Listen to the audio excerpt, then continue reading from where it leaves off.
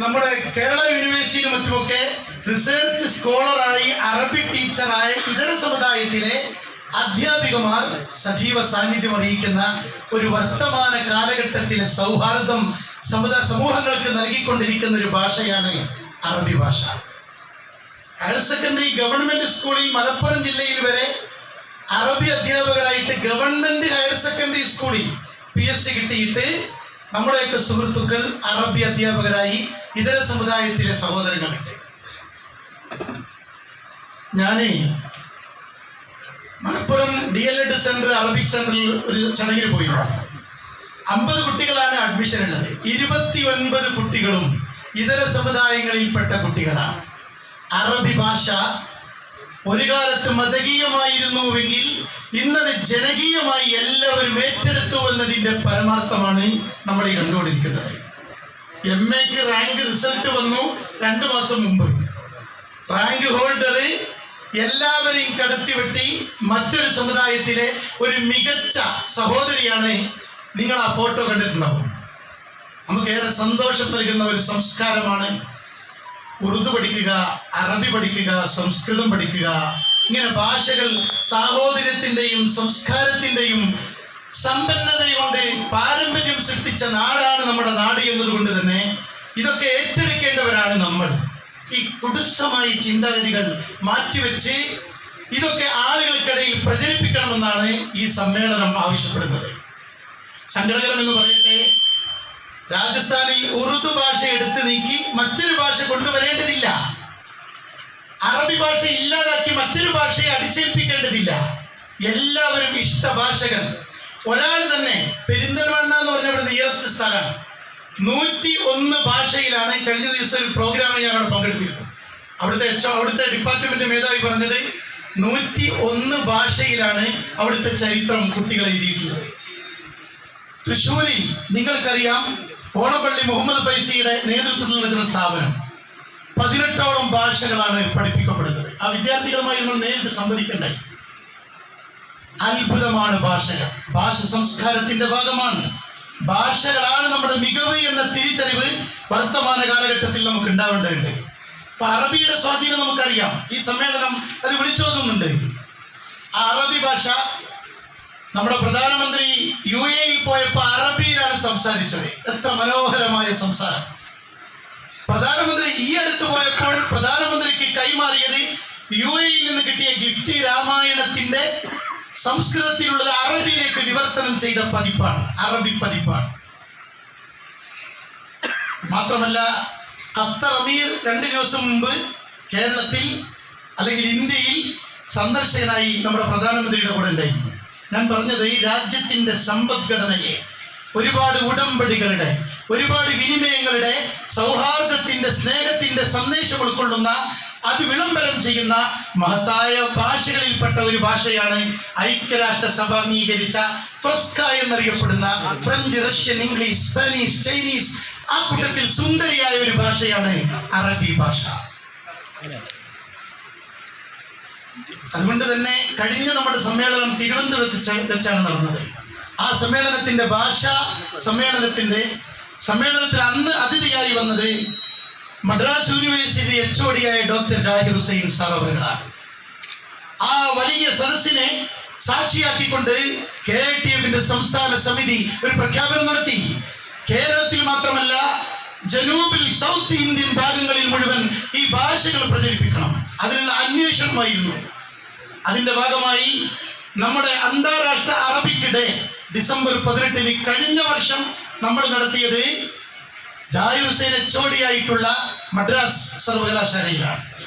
ഈ വർഷം ബഹുമാനനായ നമ്മുടെ TP അബ്ദുൽ ഹക്ക് സാറും അതുപോലെ തന്നെ ഈ സംസ്ഥാന സമിതിയും തീരുമാനിച്ചത് ഈ വർഷത്തെ നമ്മുടെ ഡിസംബർ 18 സെമിനാർ നമ്മൾ സംഘടിപ്പിച്ചത് വണ്ടലൂർ ക്രസന്റ് ഡീംഡ് യൂണിവേഴ്സിറ്റിയിൽ വെച്ചാണ്. മനോഹരമായ സെമിനാർ.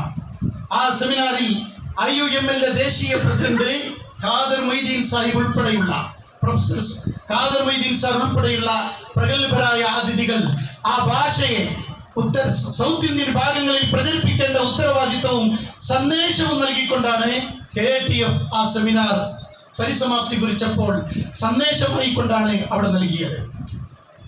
ചരിത്രം വളച്ചൊടിക്കുന്ന വികലമാക്കുന്ന ഈ കാലഘട്ടത്തിൽ പ്രിയപ്പെട്ടവരെ, ചരിത്രത്തിൽ ഇടം നേടിയ കുറെ യാഥാർത്ഥ്യങ്ങളെ പങ്കുവെക്കാൻ കിട്ടുന്ന അവസരങ്ങളായി നമ്മൾ ഇതിനെയൊക്കെ കാണുകയാണ്. അതുകൊണ്ട് ഭാഷകൾ സ്നേഹവും സൗഹാർദ്ദവുമാവണം.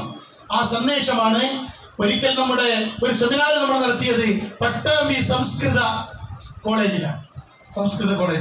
നമ്മുടെ അറബി ഭാഷ സെമിനാർ നടത്തിയത് പട്ടാമ്പി സംസ്കൃത സർവകലാശാലയിലാണ്. അവിടെ അറബിക്ക് ഡിപ്പാർട്ട്മെന്റ് ഉണ്ട്. അവർ സജീവമായി ആ സെമിനാർ വിജയിപ്പിക്കുന്നിടത്തുള്ള സൗഹാർദ്ദം കണ്ടപ്പോ നമ്മുടെ ജില്ല കൂടിയായിരുന്ന അവിടെ നമുക്ക് വല്ലാത്തൊരു ആനന്ദമാണ് ഉണ്ടായത്. അതുകൊണ്ട് നമ്മളെല്ലാവരും ഏറെ സന്തോഷത്തിലാണ്.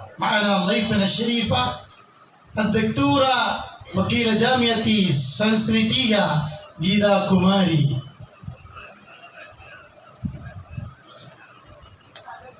വയ്യ ജദീറ ബിദ്ദിക്ർ ബികുല്ലി അസ്മത്തഹാനി വത്തബരികാത് മിന്ന. നമ്മുടെ എല്ലാവരുടെയും എല്ലാവിധ ആദരവുകളും അവരുടെ സാന്നിധ്യത്തിന് ഈ സമ്മേളനത്തിൽ പങ്കെടുത്തതിന് നമ്മൾ അറിയിച്ചുകൊണ്ട്, നമ്മളെപ്പോഴും സംസ്കൃതത്തിൻ്റെയും അറബിയുടെയും ഉറുദുവിൻ്റെയും ഒന്നിച്ചൊരു സംഘമാണ്. അത് നമ്മുടെ മലപ്പുറത്താണ് ഈ സമ്മേളനം നടക്കുന്നത്. മലപ്പുറത്തിന്റെ സമരചരിത്രത്തിലുള്ളത് 3 ഭാഷകൾക്ക് വേണ്ടി നടത്തിയ ഒന്നിച്ചുള്ള പോരാട്ടമായിരുന്നു ഭാഷാ സമരം. അറബി ഭാഷാ സമരം എന്നല്ല, ഭാഷാ സമരം. ഭാഷകൾക്ക് 3നും ഒരുപോലെ ബാധിക്കുന്ന പ്രതികൂലമായ സാഹചര്യങ്ങൾക്കെതിരെയാണ് മലപ്പുറത്ത് ഉൾപ്പെടെയുള്ള ഭാഗങ്ങളിൽ അന്ന് ആ സമരം നടന്നത്. എന്തിനധികം, കഴിഞ്ഞ വർഷം നമ്മുടെ കലോത്സവവുമായി ബന്ധപ്പെട്ട ഒരു പ്രശ്നമുണ്ടായപ്പോൾ വിദ്യാർത്ഥികൾക്ക് പ്രതികൂലമായി ബാധിക്കുന്ന അവരുടെ അവസരങ്ങളെ നിഷേധിക്കുന്ന ഒരു സമീപനം വന്നപ്പോ കേരളത്തിന്റെ എല്ലാ ജില്ലാ ആസ്ഥാനങ്ങൾക്കും സംസ്കൃതം അറബി അധ്യാപകർ ഒന്നിച്ചണിനിരന്ന് സർക്കാരിന്റെ കണ്ണ് തുറപ്പിച്ച് അവകാശ പോരാട്ടത്തിന് അണിനിരന്ന ചരിത്രം നമുക്കുണ്ട്. എല്ലാം ചേർത്തി വെച്ച് വിശദമായി പറയുന്നില്ല. മനസ്സിലാക്കുമ്പോൾ എന്തുകൊണ്ടും അവരുടെ സാന്നിധ്യവും അവരുടെ ഉദ്ഘാടനവും നമുക്ക് ഏറെ ആനന്ദം നൽകുന്നു. കൃത്യമായി അവരെ ഉദ്ഘാടനത്തിന് വേണ്ടി ക്ഷണിക്കുകയാണ്.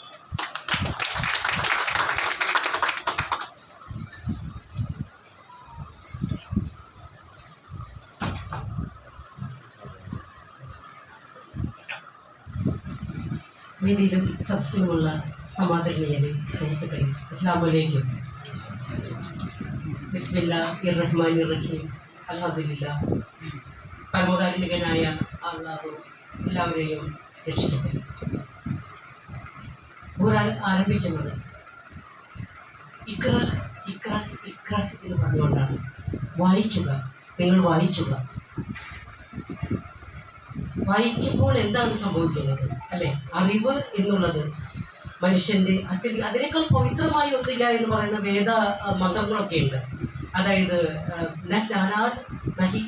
പവിത്രം എന്ന വിദ്യത, ജ്ഞാനത്തെക്കാളും അധികമായിട്ട് പവിത്രമായി ഒന്നുമില്ല.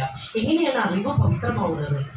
ഞാൻ പലപ്പോഴും പറയാറുള്ളതാണ്, നിങ്ങൾ കേട്ടിട്ടുണ്ടായിരിക്കാം. പക്ഷെ എന്നാലും ഇപ്പോഴും ഞാൻ ഓർത്തു പോകുന്നു. എൻ്റെ അമ്മ പറയുന്നൊരു കടങ്കഥയാണ്. കുട്ടിക്കാലത്ത് നമ്മൾ വീട്ടിൽ അമ്മമാരൊക്കെ കഴിക്കുമ്പോൾ നമ്മളോട് പറഞ്ഞു തരുമല്ലോ, അല്ലെങ്കിൽ നമുക്ക് അമ്മമാരിൽ നിന്നാണല്ലോ നമുക്ക് അറിവ് കിട്ടുന്നത്. ആദ്യത്തെ അതുകൊണ്ടാണ് മദർ ടങ് എന്ന് പറയുന്നത്. അമ്മയിൽ നിന്നാണ് നമ്മൾ ഭാഷയും സംസ്കാരവും പഠിക്കുന്നത്. അപ്പോൾ അത് അമ്മ പറയുന്നത് ഇതാണ്: വെളുത്ത കണ്ടത്തിൽ കറുത്ത വിത്തിട്ടു, കണ്ണോണ്ട് നോക്കി നാവ് കൊണ്ട് കൊയ്തു എന്നാണ്. വെളുത്ത കണ്ടം എന്ന് പറയുന്നത് വെള്ള പേപ്പറാണ്, അതിലെ വിത്തുകൾ കറുത്ത അക്ഷരങ്ങളാണ്. അത് കണ്ണുകൊണ്ട് നോക്കി നാവ് കൊണ്ട് കൊയ്യുമ്പോൾ ആ വിളവ് നിറയുന്നത് നമ്മളുടെ മനസ്സിലാണ്, അല്ലെങ്കിൽ നമ്മുടെ മനസ്സിൻ്റെ വിശാലതയിലാണ്, നമ്മുടെ അറിവിൻ്റെ ആ ഒരു ലോകത്തിൻ്റെ വൈവിധ്യത്തിലാണ്. പ്രിയമുള്ളവരെ, ആദ്യം തന്നെ എനിക്ക് നിങ്ങളോട് പറയാനുള്ളത് ഒരു അപേക്ഷയാണ്. 28ഓളം വർഷങ്ങളായി കാലടി യൂണിവേഴ്സിറ്റി അവിടെ ഒരു ജോലി ചെയ്യുന്ന താൽക്കാലികമാണെങ്കിൽ പോലും അവിടെ ഒരു വൈസ് ചാൻസലർ പദവിയിൽ ഇരിക്കുന്ന ഒരു വ്യക്തി എന്നുള്ള നിലയ്ക്ക് എനിക്ക് നിങ്ങളോടൊരു അപേക്ഷയുണ്ട്. ഒരു 30ഓളം വർഷത്തോളമായിട്ട് അവിടെ